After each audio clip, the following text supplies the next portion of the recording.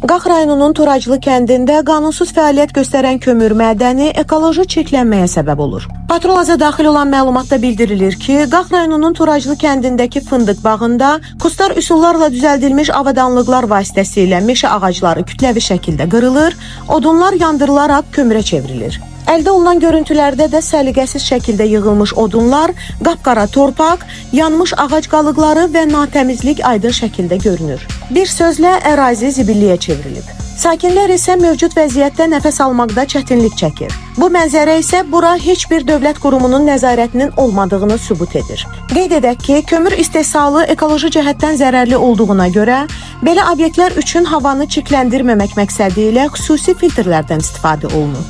Lakin qeyri-qanuni fəaliyyət göstərən bu mədəndə nə filtr, nə də nəzarət var. Bu isə ətraf mühitin çirklənməsi ilə yanaşı insan sağlamlığı üçün də təhlükə yaradır. Görünür, meşənin talanması da, insanların boğulması da heç kimi maraqlandırmır. Sözü gedən mədən nə qanuna, nə də ekoloji qaydalara riayət edir. İcazəsiz fəaliyyət göstərən obyekt həm meşəni məhv edir, həm də filtrsiz işlədiyi üçün havanı zəhərləyir. Gülbəniz Səfərova, Günay Salayeva, Patrul, AS.